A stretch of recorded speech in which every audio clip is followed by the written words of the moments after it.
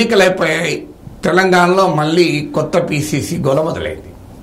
వాస్తవంగా ఎన్నికలకు ముందే కొత్త పీసీసీ అని చర్చ జరిగింది. ఎందుకంటే కాంగ్రెస్లో సహజంగా గాంధీ కుటుంబం మినహా మిగతా ఎవరికి కూడా ఒక్కరికి 2 పదవులు ఉండకూడదని నార్మల్ సూత్రం.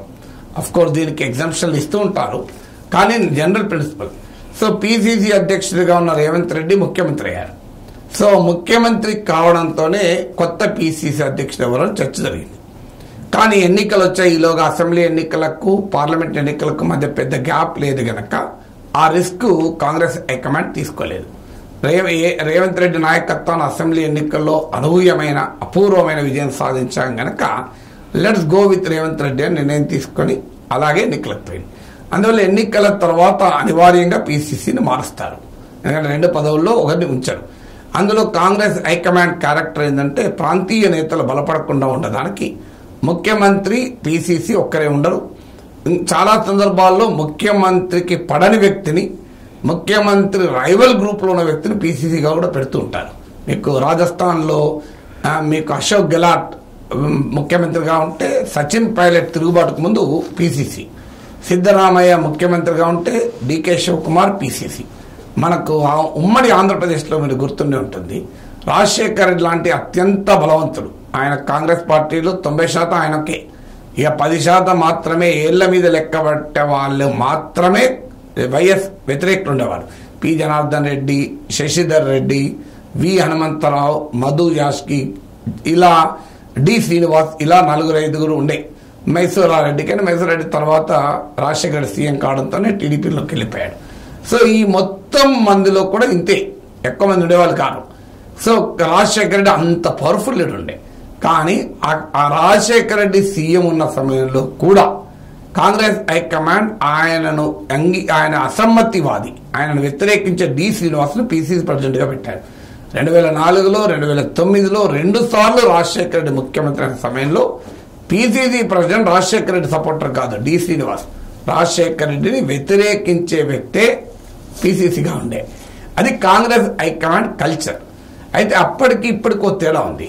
అప్పుడు రాజశేఖర రెడ్డి ముఖ్యమంత్రిగా ఉన్నప్పుడు కేంద్రంలో కాంగ్రెస్ ప్రభుత్వం ఉంది ఆ సమయంలో. అందువల్ల కాంగ్రెస్ హైకమాండ్ ఇంకా ఎక్కువ అసెప్ట్ చేసుకునే అవకాశం ఉంది.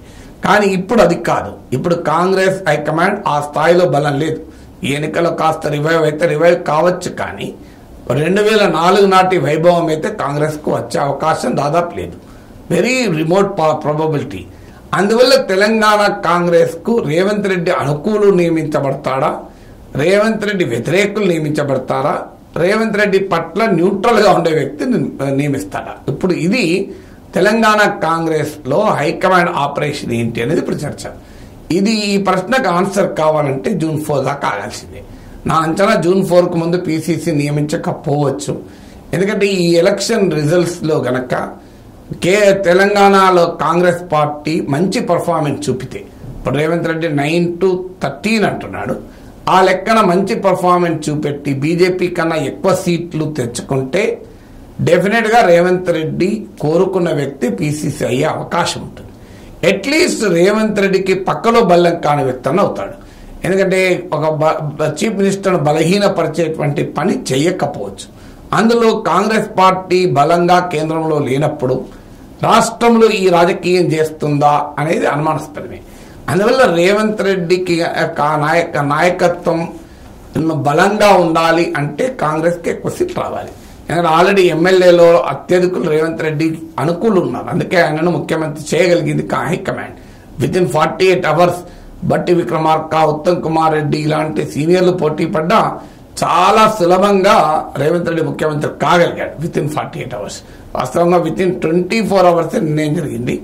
కానీ అది ఢిల్లీ నాయకత్వంతో మాట్లాడాలి అని బట్టి విక్రమార్క, ఉత్తమ్ కుమార్ రెడ్డి భావించారు గనక ఆ మేరకు వెసులుబాటు కల్పించారు. నాకు గుర్తు, నేను అనౌన్స్మెంట్కు ముందు ఎలా హోటల్లో కాంగ్రెస్ ఎమ్మెల్యేలకు అసెంబ్లీ ప్రొసీజర్స్ పైన క్లాస్ చెప్పమంటే వెళ్ళాను. అప్పటికి ఇంకా డిక్లేర్ కాలేదు, కానీ జనరల్ టాక్ రేవంత్ రెడ్డి అవుతాడు అని. సో అందువల్ల ఆ అనుభవంతో చెప్తున్నాను.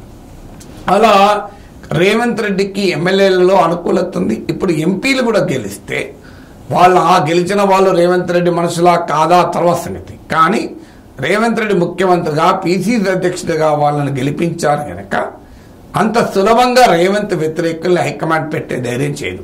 అది కూడా దేశంలో హైకమాండ్ వీక్ ఉన్నప్పుడు, కాంగ్రెస్ పార్టీ దేశంలో వీక్ ఉన్నప్పుడు అదే చేస్తే అంతకన్నా సూసైడల్ ఇంకోటి లేదు, ఆత్మహత్య సదృశ్యం అది. ఒకవేళ కాంగ్రెస్ పార్టీ గనక అనుకున్న పర్ఫార్మెన్స్ చూపక భారతీయ జనతా పార్టీకో 12 సీట్స్ దాకా వచ్చి కాంగ్రెస్ 2-3 సీట్ల దగ్గర ఆగితే మాత్రం ఖచ్చితంగా రేవంత్ వ్యతిరేక వర్గమే ప్రివేల్ అయ్యి కనీసం పిసిసి ప్రెసిడెంట్ అన్నా లాక్కునే అవకాశం ఉంటుంది. సో అందువల్ల పార్లమెంట్ ఎన్నికల ఫలితాలు కొత్త పిసిసి స్వభావాన్ని నిర్ణయిస్తుంది.